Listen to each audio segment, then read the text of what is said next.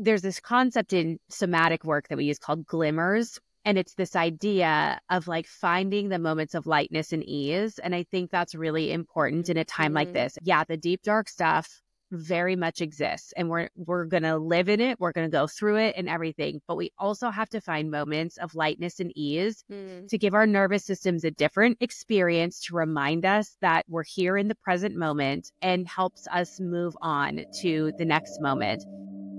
Welcome to Holy Ghosting, a podcast about life after religion. I'm Meg. I'm Sarai. And today we are so happy to welcome back to the show Dr. Laura Anderson. Welcome back to Holy Ghosting. Hello. It's so good to be here. I'm excited for what we're going to talk about today. Yes, me too. If you have not heard our other conversations with Laura, please go check those out. We'll put links to those after the show. And if you've never had the pleasure of meeting Laura, she is one of our favorites online. Anywhere on the internet that you like to go, Laura is there. And she is handing out free healing wisdom. She is a licensed psychotherapist and a trauma resolution coach. She is a speaker and an author and educator. And her influence within this community of people who are finding their ways out of high control religion, she really gives moments to just have some relief, to find some calm within some of that trauma, and to really be centered and just remind us like what we are here for, that we actually do get to live beautiful lives, and that we get to exist in whatever way we want to exist without strings attached. And we're so happy to have you here today, Laura. And we know that you're going to provide some really helpful advice for us and the listeners today around your religious trauma and the elections course. It is an amazing thing that you have created. People can get it any time before or after this election cycle. And for people who haven't heard about it, what is it that they're going to get when they come and get this course from you? Yeah, well, first of all, thank you. That was very kind words. It's great to be a part of this space and this podcast. You guys, meeting with you guys is one of the most fun times. You know, I love doing the podcast episodes with you. So this is great. But yeah, I have this religious trauma in the elections course, and it's really designed to support people through the election cycle, before, during, after, everything like that. We're not telling you how to vote, who to vote for, you know, where you're supposed to land on legislation and policies, though there are certain speakers where you will definitely hear that bent. And we also don't shy away from the fact that there are certain political parties that lean towards certain things. And so when we're talking about things like Christian nationalism, we can't get away from the fact that that is, you know, being kind of overwhelmed by the Republican Party, right? So, it's been this awesome course where every month we have 2 different modules that we drop. The first one is a lecture or conversation with some sort of a professional in the field, whether that's a podcaster, a professor, a therapist, a coach, talking about a specific topic. And then the second module in that month is them bringing to us tools, skills, interventions that we can be learning and using and implementing in your life immediately. So it's like, we love that. You know, yeah, like that's group your golden almost. gift. Yeah. Yeah. And so, you know, every month you're going to get a ton of handouts with all of the different interventions on them, resources with books, websites, journaling prompts, and then, of course, the actual information that you're getting. And so we're talking about everything from learning to trust yourself, how to have embodied boundaries, how to navigate, you know, relationships with friends and family who are believing or voting differently with you, how to handle tough conversations. And the module that we have coming up post the elections is on grief. And what do we do now that it's all over, regardless of which candidate wins? You know, we know that things won't be the same. And the things that have come out during this election cycle have caused us all to be in a lot of crisis and survival and stress, and having to deal with that and kind of the heaviness of it. I think once the election is over, it's like that starts to set in a little bit. And so, so I wanted to make sure that we kept the course going through the end of the year to make sure that we are covering for that as well. So I hope that people have felt resourced and encouraged by it. There's been some incredible conversations that we've been able to have around a variety of different topics. And I've really enjoyed participating in it as well. That's amazing. If you haven't been able to check out Laura's course, Religious Trauma in the Elections, yet, maybe today will be a bit of a preview of it, because we're going to get into it a little bit. And I want to start with one of Sarai's favorite topics. Yeah, the history of religion and politics. I think it's important to note that a lot of people who have deconstructed or have started deconstructing, one of the trigger points for that can be political. And I, always tell the story of my professor who, when I was in college, asked the question, actually answered the question, who are you going to vote for? With, I don't tell people who I'm going to vote for, but I will say my wife's a Republican, but I'm a Christian. And I remember literally losing my mind because I had no idea what he meant. And then he had to repeat it and explain it to me, like what he meant. And that then got me on track to go and look for myself. What does Jesus say about how we should treat people who are poor? How do we treat people who are marginalized by society? What should we be doing? What is our responsibility in that? And oopsies. I accidentally became a little bit of a liberal at my conservative Christian college. And that then made the fit for me with evangelical Christianity really uncomfortable because it is so enmeshed with, and my experience, at least in the evangelical world, with the right wing and the uber conservative kind of Republican side of things.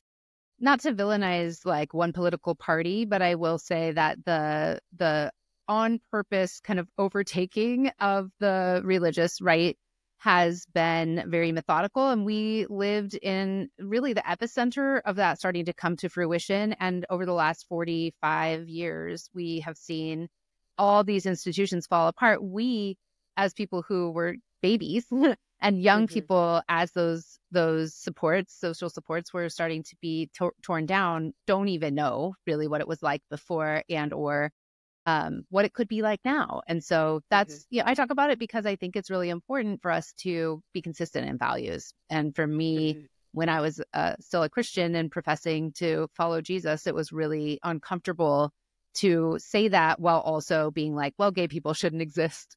Like this was in the early 2000s, late 90s, when, it was that God, guns, and gays were like the thing that we talked about in political arenas. So I'm curious, what are some of the things that you touch on with that? Yeah, I mean, that's the first place that we start, because I think it's something that lays the foundation for why are we even doing this course, right? Why did we get here? Why is everybody so stressed out? Why does it feel like we can't escape this rhetoric that we thought we were escaping when we were leaving churches and deconstructing and deconverting? And so I think that it's important to focus on that because, like you were saying, there's so much intertwined that so many of us grew up with that didn't even know it. And to be fair, I think when all of us grew up, it was not as overt as it is now. I remember my pastor talking about, voting for biblical values and things like that, but they were very careful not to say this is the candidate necessarily until, of course, James Dobson came around and was like, here's all that stuff. But that's, probably in the 90s, early 2000s. But I think that there's a lot of people that don't understand how we got here. I remember earlier this year, I was listening to a podcast of some friends of mine that came out of a cult, but it was not connected to religion at all. And they hadn't grown up religious. And they were speaking to somebody who has a history in, this sort of thing. And one of the co-hosts says, is this something we even need to worry about? Like, this is the first time I'm hearing about it. And it was kind of this like reality check for me, because I think that for a lot of people, this actually is the first time they're hearing about it. Yep. So they hear about Project 2025 and they're like, no way would anybody ever get on board with that. And there's this huge, massive people that are like, yeah, we came out of that and we have been able to see the long game and how we got to the point that we have a 900-page document that even exists. And so there is a large portion of the population that was never involved with this growing up and really don't take that seriously because why would they? Because it seems completely outlandish, right? Like of course it does. Yeah, the it is. emergence of this like white Christian nationalism, the overt white supremacy, the overt like full from the campaign stage, the debate even talking about refugees in horrible ways. And honestly, it just really plays into white Christian fears. And of course, we have the apocalypse to handle and the, great war in Israel that all of these people are cheering on. It seems bizarre to people who aren't from that world because it is bizarre. Like, it doesn't seem like it could be real. And yet here we are with it becoming more and more mainstream. And these folks have been empowered and indoctrinated to believe these things. And in fact, a lot of these churches that are involved, I'll say like Bethel and some others that are very clearly like the seven domains shit.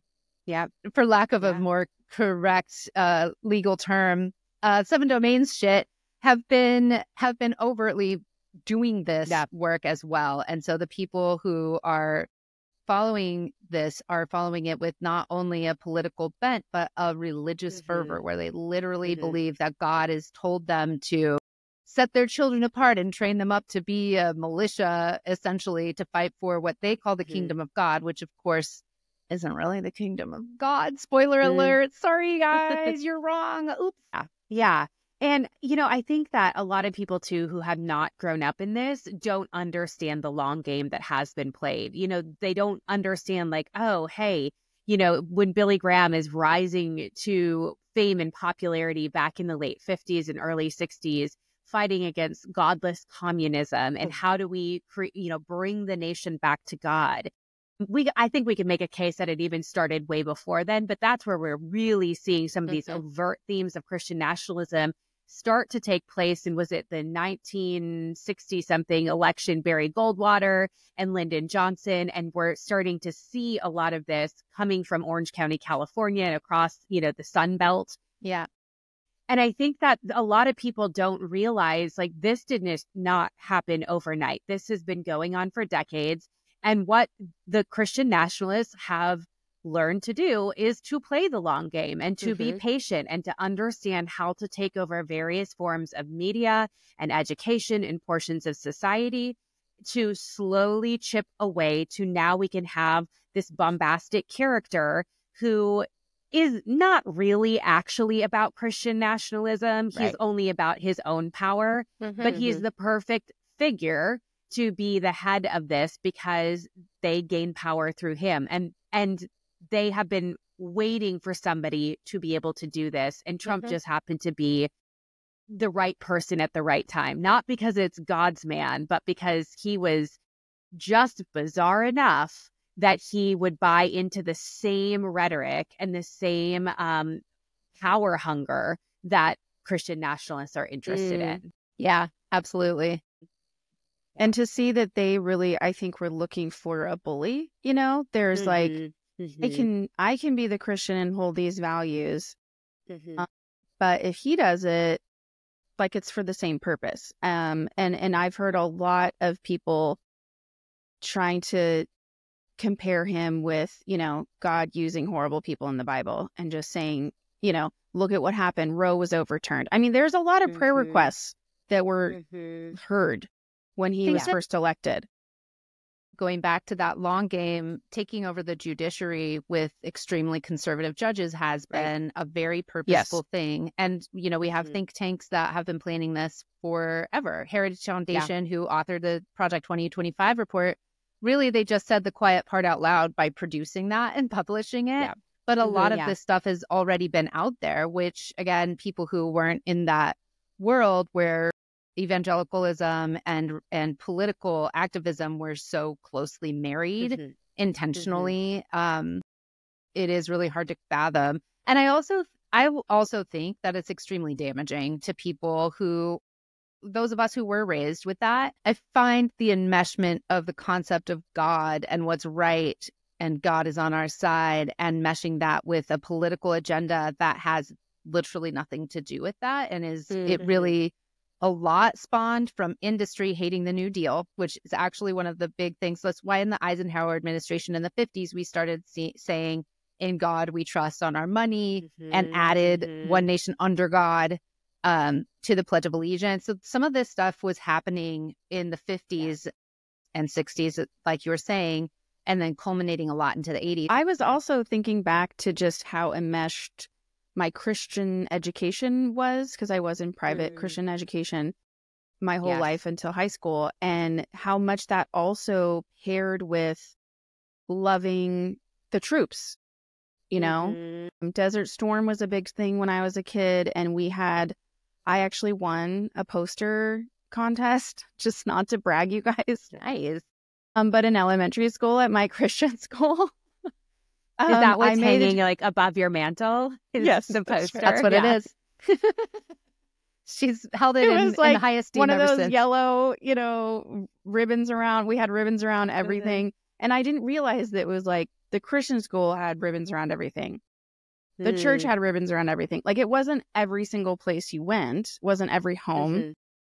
But supporting the troops was a really big one. Also, the trust in the police was a massive pairing I think that authoritative figurehead, kind of going back to like Trump being this bully type. I think there was a lot to that with that Old Testament God, the God that would not take shit from anybody.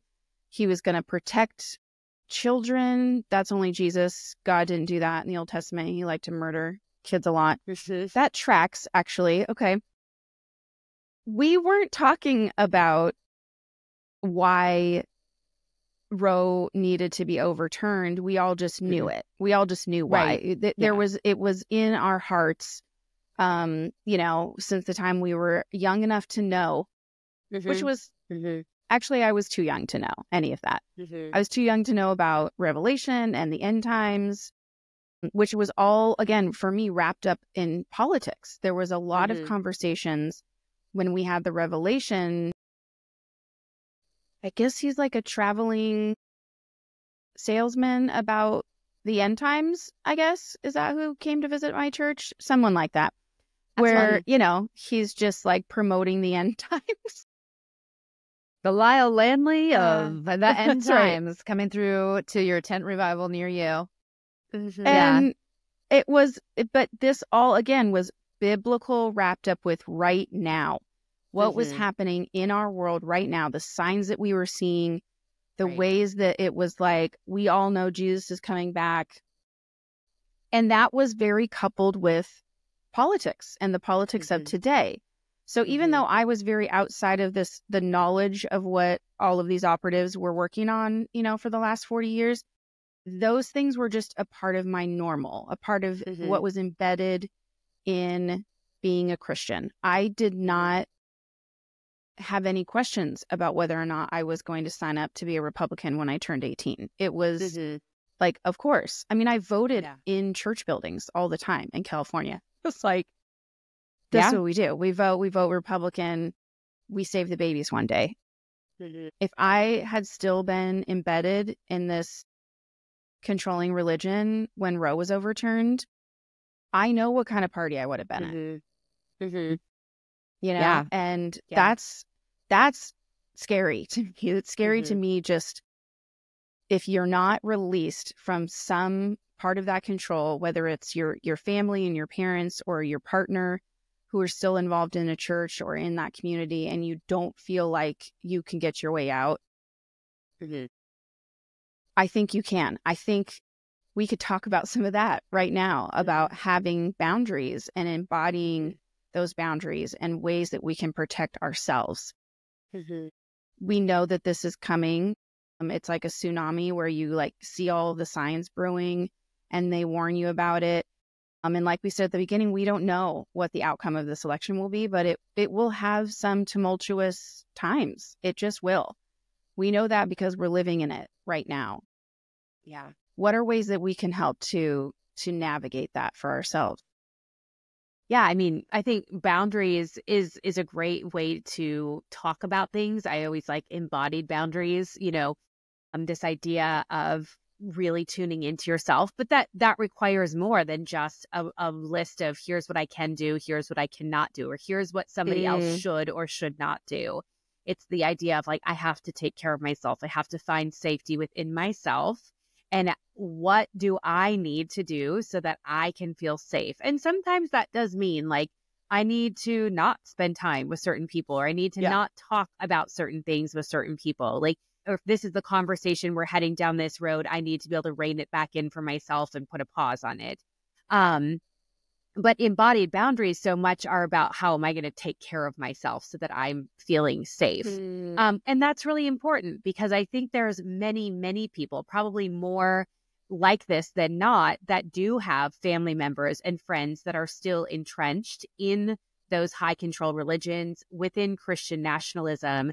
And it's very hard to learn how to navigate relationships or to know if a relationship is even possible because it has to look so different than maybe what other relationships look like. And so I think that's part of boundary work is first going like, what am I actually okay with? What can I actually handle? What do I have capacity to handle? And that could be asking yourself questions like, would I be okay to spend time with this person? So long as we're not talking about these topics, but maybe I can talk about sports with them, or that's something we have in common, or we could talk about, the kids or we could spend time going and doing something we'll go to an apple orchard where we're not having to get into discussion, but we're not going to sit across from the table and have coffee with one another. Right. And so asking yourself, like, what is it that I feel I have capacity for? And then how do I need to go about implementing it? Sometimes it's formal conversations. I need to tell some person, say like, hey, I just need you to know, like, if we go down this road conversationally, I'm probably not going to be able to handle that. And so I'm going to get silent and I'm just not going to participate, or I'm going to ask if we can pause, or I might, say I need to take a rain check on this conversation and walk away or whatever it is. Sometimes we need to have those conversations and other times we need to just do it.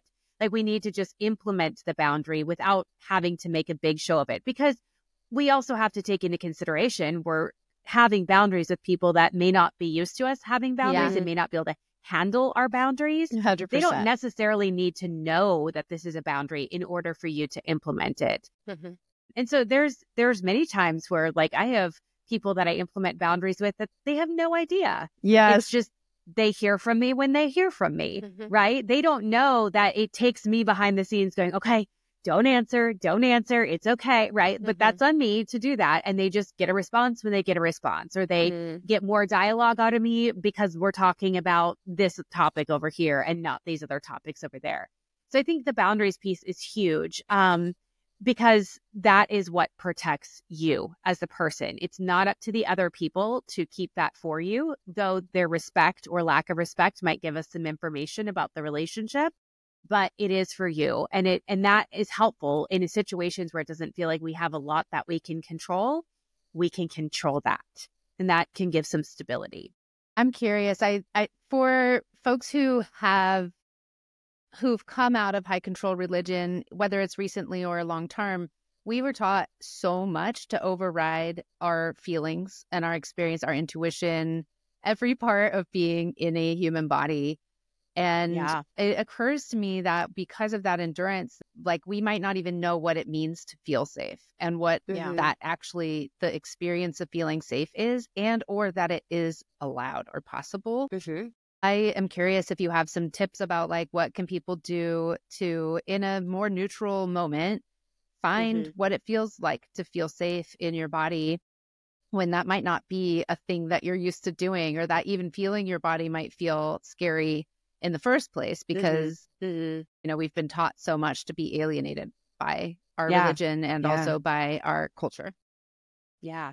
Yeah, I mean, I want to start off by saying this usually takes a while to develop. So, if you're listening to this on Saturday and you're like, I'm going to go for internal safety by Tuesday, it's okay if you don't, because it's going to take some time. Because you're right, when we don't have that as our background or as something that we ever had access to, we outsourced all of our coping skills to other things and other people.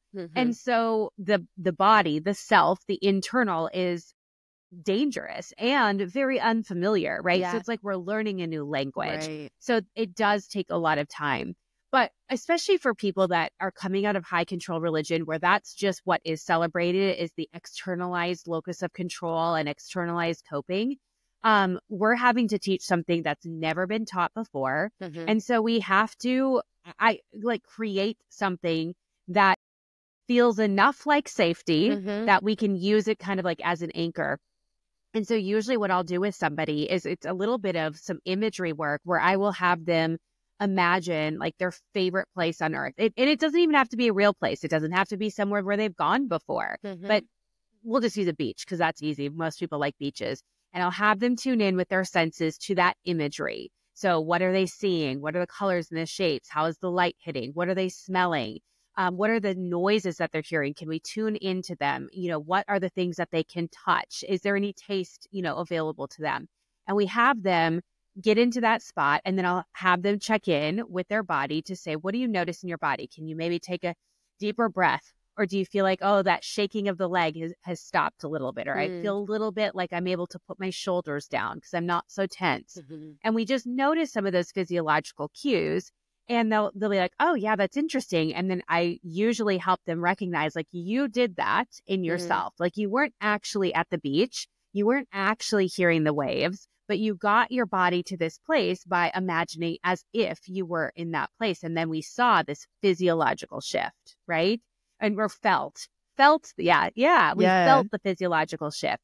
And so usually people are like, okay, A, that's cool, but B, what the hell? Like, I don't know, like, am I allowed to do this? This kind of feels scary. And sometimes they can't stay there for very long. That's okay. Like, the goal isn't to stay there forever anyways. But sometimes it's like, you know what? We need to tap into that for 10 seconds. And then we need to come back up into the present moment, talk about reality TV, whatever it is, just to get a taste of that. And so it's like we build that capacity. Like if we're lifting weights, we start small and we slowly build, the weights and the muscle, right? We do the same thing when we're talking about internalized safety, is that we might only be able to stay in that spot for 10 seconds, but maybe we do the exercise again and we can stay there for 15 seconds. So we're building that capacity and we're finding different things then in our body where I go, okay, beach. And all of a sudden my body's like, okay, I'm at the beach. And we notice then, how does that shift the way that you're viewing situations? How does that shift the way that you're communicating? How does that shift the way that you're relating to other people or to yourself, how you're interpreting a situation?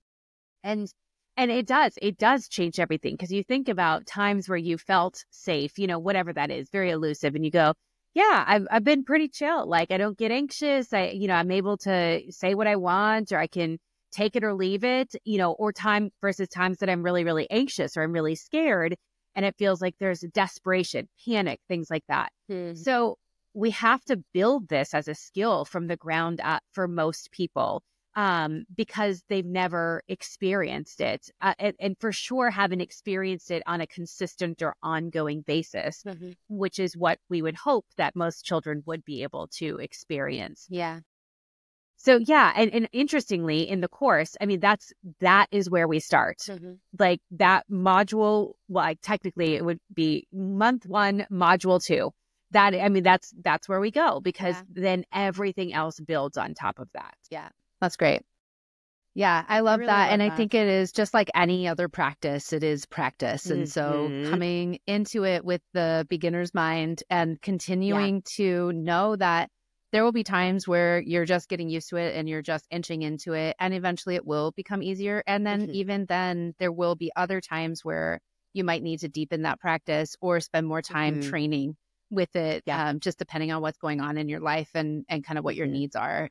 And that can ebb and flow. But I love that. I think that visualization and the bodily sensations that we have where we see where kind of our mind's eye can take us are such a powerful way for us to step back into our own power.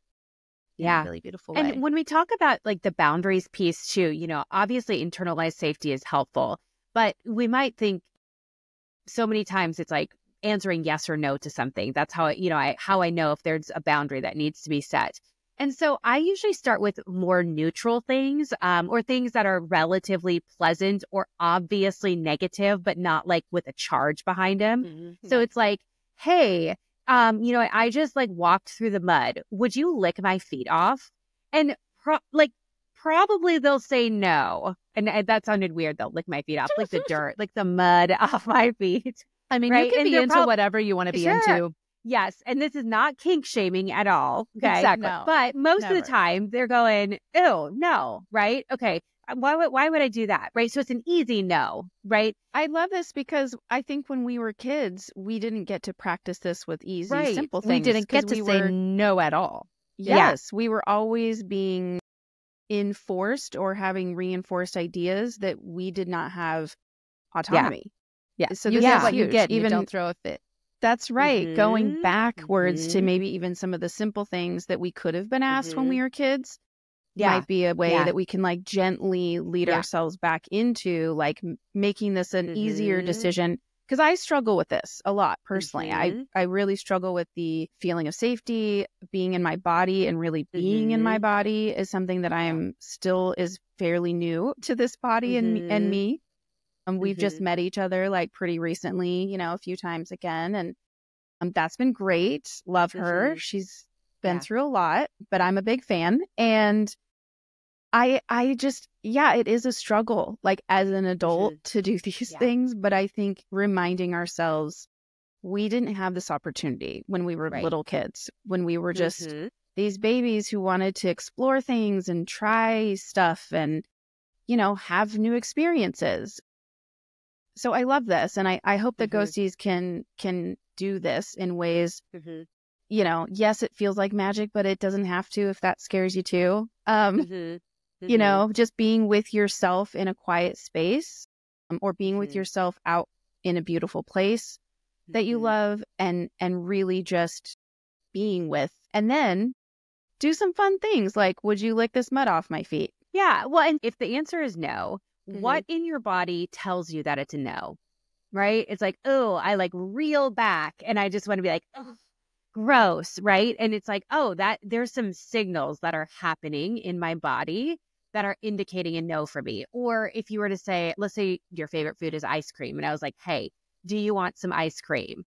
Yes. Okay. Well, what tells you that it's a yes? What are the cues in your body that are telling you yes? So I always like to start with neutral or silly or just very non-consequential, kind of non-charged things, where it would be like absurd, if you were to say the opposite of kind of what's expected, right? And so you're like, okay, I can do that, answer in that way. And then I can tune back into my body to say, how did I know that was a no? So then, as we're working on that and we have then a parent comes to us and says, hey, can we have a conversation about X, Y, or Z? Or can you come over for this holiday or whatever? We can already, we're used to tuning in and going, oh, there's a cue for no there. Like I'm reeling back as I have my phone here and I'm, reeling back. Or there's maybe some curiosity there where I'm like, maybe, right? And noticing what all of that is. And that gives us then the ability to then speak or answer from a place that is authentic and from a place that is congruent with what we truly want. Because I think also as women, we are taught to, ignore all of this, say yes, always for the benefit of the other person. Yeah. Yes. Right. So then if we're practicing that embodied boundaries and we say yes, then we see a congruency there, right? Or if we're saying no, it might feel scary, but it's also going to feel congruent. And I think that's really important. Yeah, I'm curious too. I think there's a lot of that, the enculturated sense of obligation that we feel toward family or others in our lives that we want to support, but we also can't always. And, how do we also support our own selves with our own emotional boundaries around, okay, if I say no, like there will be probably some kind of consequence. You don't know what's going to happen. So like, let's let that be neutral until something happens. And also, let's say your parents invite you for Thanksgiving and you're like, no, like For me, a lot of the time, the reaction is more of like even curving inward, like my shoulders kind of coming, and there's this sort of flexation that way that I know for sure is like and so I think it's also really valuable for us to, on the other side of the decision, to uphold what is good for us. Like, first of all, that's completely fucking fine. And like, it's good for you to feel okay and good. Yeah. And there's no wrong answer or right answer. It's what is feeling good for me now, right? Yeah. Like, I don't have to worry about all the other, quote, consequences or things, but really just hone in on there is no right or wrong. It's what's okay, is what's okay for me. Yeah. Right. Yeah. And part of being an adult is saying whatever is okay for me, like that still is going to have consequences, good, bad, or otherwise, right? So it might be a no because that is what's best for me. And I'm going to have to deal with the fallout as a result of that. Yeah. Or it might be a yes for me and I'm going to have to take extra good care of myself the days leading up and after, right? Like there is that. So boundaries can be easy. Like it could be an easy no. It could be an easy yes. It could be I was like, easy this feels like a lot of work, you guys. But it's like, yeah, it's not just that. Yeah, absolutely. And it absolutely can be. And here's the other piece is that when we are able to find safety within ourselves, that is where we can have flexible boundaries as well as really see what's congruent with us. So a lot of times when we are feeling triggered or in danger and we're like, no, right? That may not actually be what the real thing is for us. It might be in that moment because we're really activated. But then I would always invite anybody to go back. And once they feel a sense of calm, once they feel a sense of safety within themselves, to say, okay, does that still feel true for me? The way that I responded or what I was thinking then, is there anything that's shifted? Do I need to go back and repair something? Do I need to go back, renegotiate something? And we're allowed to do that too. I really like that. And I think there's also a lot of value in giving ourselves permission to not answer people immediately. A lot of the time, I think we feel the pressure to on the spot be like, of course, what can I bring or whatever we're inclined to say. And I think it's also just completely fine to also say, oh, let me think about it. And then you can let yourself you don't have to think about it a whole bunch, but you can give yourself that space so that you can take the time to get to neutral, to feel in your body and like know what it is for you and to make that decision thoughtfully and in an embodied way that then you don't have to put so much pressure on yourself to try to like figure it all out. And I think like, to your point, Meg, that it does seem like a lot of work, and it sounds like it because we're breaking down every tiny minutia part of it, partly because this is something to learn how to do. And in the end, it's like actually so much less work to allow ourselves to have the freedom and autonomy to do what is good for us in spite of or without worrying so much about what other people's experience of us will be in that moment.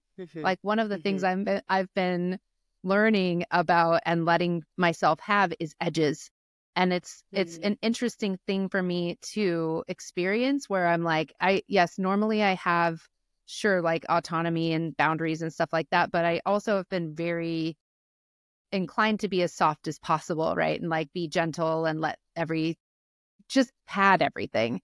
And there's a point, I think I'm like in my mid 40s and some shit has gone down in my life in the last few years where I'm like, actually, like, it's not my job to caretake everybody else's reactions to me and how codependent / controlling is it of me to constantly want to do that. And that's partly because that's a way that I've like found safety, right? We do some of these behaviors because it is like, it feels safer. But in allowing other people to have their experience, I've learned to trust that the medicine that I need is for me and whatever that brings for other people is for them. And that's okay. And they need to go take their medicine too. It's not about me necessarily, but it is my job to care for myself so that then everyone around me can care for themselves and we don't have to be so like deeply enmeshed or that I don't feel responsible for everyone else's emotional experience all the time and that kind of thing. Yeah. And I like what you said too, Sarai, about giving yourself space and time before responding. And it kind of reminded me of the idea that I don't really like making big plans with large groups of people too far in advance, because I don't know where I'm going to be and how I'm going to feel. And just what I've learned since paying attention to my own body and my own needs is that, sometimes it's a really tough, like when I'm really caring for myself emotionally, but I'm also caring for my family, the people around me, my community. I don't want to open that door wider sometimes. I'm not ready to go out and experience a bunch of other people's opinions or ideas or, like whatever it is, or just their emotional energy that's maybe not in sync with where I'm at. And that's okay too. It's okay to say, yes, I would really love to do that event or that big thing. Let me get back to you when it's closer and I'll see what I can do or whatever. Like, it's okay to take time from especially these big get-together moments with the holidays to not make your solid plans. And I think, the pressure of going, the pressure of booking travel, like all of those things can take a back seat when it comes to, am I okay to go and be in this environment for this amount of time? That's okay. It's not, like you're saying, an obligation of something that we have to do just because we were invited. I'm wondering too, around this election time and holidays, since we're here, what are some things that you're encouraging people to do or that you're doing to kind of give yourself the peace around this election cycle? One of the things I'm trying to do is stay informed without having too much information. Which is a real challenge with the way that our society works right now. But what are some ways that you're finding that are working for you or for people that you've worked with? Information control coming from yourself, like being able to say, hey, I've got to turn the TV off. I've got to stop scrolling or whatever. I think that is huge. I really do not believe that our nervous systems are created to consume this much information all the time, and especially this level of crisis and chaos. And then to have to form opinions and then tell everybody your opinion and then deal with the backlash of everybody's disagreement with your opinion. Like that is not a state of calm and safety for anybody. Go seize this again, because this is, I think, a really important point. That we're not supposed to be knowing about so many different people's traumas, things that are going on across the world. Yes, we have empathy, and yes, we want that to change. And I think all three of us have very strong opinions about things that could be different in our world. But it is a lot. It is overwhelming, and it's okay for us to stop for a moment and realize even just the things that I personally have experienced in the last year or two for whatever, and then you magnify that by all of the people on the planet, it is too much. We need to remember that. It is not on us to go into our prayer closets and pray for every single person suffering to end. Like, we don't have to suffer because there is suffering anymore. We don't have to do that. I want everyone to hear that again. Just remember and there's that. a whole bunch grace. of like religious messaging that goes into that too. That's very much a savior complex. That's an apologetics complex. Like it's all these things. Evangelism. Like, I've got to go save the world through my social media posts, and everything has to be at a level 10 importance. Our nervous systems are not. They're just not created for that. They and never will get to that point either. So no matter how many ways to find internal safety or practice boundaries, like we're not looking for that capacity to increase necessarily, like, so that we can take in all the information all the time. That will burn us out. That will literally kill us. And so I think that, again, this is going to come back to like paying attention to your body, but paying attention to how your body is responding to certain things, whether it's certain topics or certain people or certain messages or certain lengths of time. Like, I know if I'm super stressed and I'm on my phone, I will start to get physically nauseous at some point. And that's my body going, we're done. We are absolutely done. And I'm like, okay. And I've learned now to listen rather than to push through. But, you know, everything from like, maybe you need to get some app blockers. I have this great app blocker and it turns my apps off. Like you can't even press them, you know, to like get into social media at 9 o'clock every night. It is my favorite time of day. And I can't see anything from 9 p.m. till 8 a.m. It's the best. That is the best. I love that. I breathe like a sigh of relief every 9:01. I'm like, okay, only the people that are like my people can reach me. Yeah. And it's great. I love it's that. absolutely great. That is beautiful. Yeah. I personally am an advocate for using social media in whatever way is good for you, like feels good for you. And for me, I stepped away from it entirely in 2020 at the beginning of the year when the COVID nonsense started picking up. And I was working in houselessness in the area in a really visible job. And of course, it was like a really tough time for that. And I was like, I just can't manage this and my whole life, you know? And so I just went away. And it's actually funny because I've never been able to come back. Like I left for 2 full years all the way. And then I opened it up one time and was like, why am I here? Like, it's not fun anymore. And I think part of it is also like, for me, there are times where I'm in relationship more publicly with people in the community. And there are times when I'm more cocooned or like in sort of a underworld journey or hibernation or something. And so there's also something too that whole idea of what is a normal network for a human being to be connected with and how many people do you know at a time, and that number being somewhere like 150 or whatever that is. I think to me another big part is like letting go of my 1,500 friends on whatever thing and followers and honestly like just not messing with needing to know how the algorithms are working and how do I leak things. And it felt risky because I am an entrepreneur and like some of the messaging has always been like, you have to be on social media. You have to post this many times. You have to do whatever. And it's like, actually like everybody just secretly, you don't have to do anything. You can do things all kinds of different ways. People have been doing business since forever. And social media was just invented in like the last 20 years. So I think we can all kind of calm down about that. But I found that to be a great protection to my own peace and my just like the spaciousness I have in my mind and my time is beautiful. Yeah.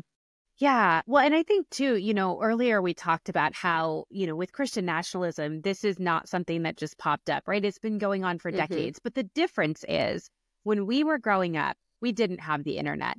We had newspapers, we had magazines, and we had the evening news. And yes, and Christian radio. And Christian radio. But we talked about it in our families and in our churches, in our communities.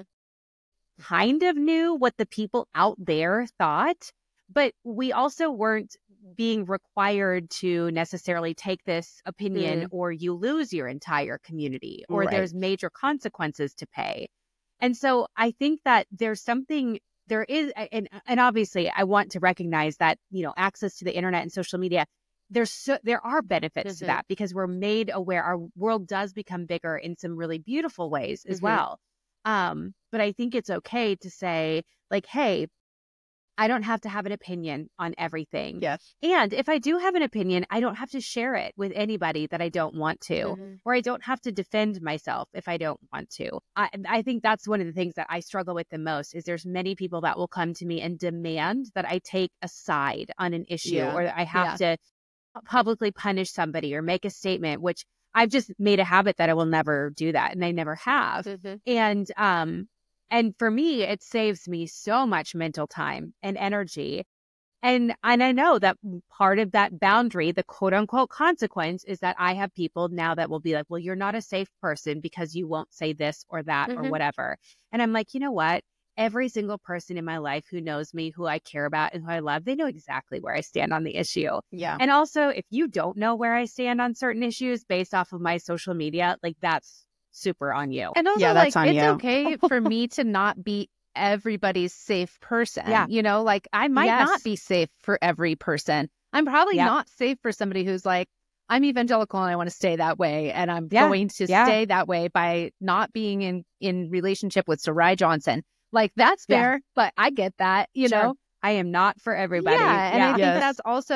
that's a part of it too, is like allowing ourselves to have that division of like, well, here's my edge, and I'm not going to just put stuff on my social media so that certain people think I'm doing the right thing or that I'm on the right side of whatever issue. Like, that is not where reality is. Like, that's not where I'm doing the work. It feels like I'm doing work because I'm posting something or I'm reading a bunch of things, but it's not actually moving the needle on almost anything, because I'm not doing any activism. I'm not doing any legislative advocacy. I'm not like changing myself necessarily. I'm just engaging in this morass. And again, like I said, for me, that was a choice I made. I feel like it was a good choice for me. And I also engage in different ways at different times. And I think that's fine too. And everyone should. Yeah. But I think having that awareness in yourself, and like you're saying, like the nausea that will come from like being overly engaged and on the phone and all that kind of stuff, I think is really important. I'm really interested to like, just to kind of bring this to the next phase. Like, the election is going to be over in a few days.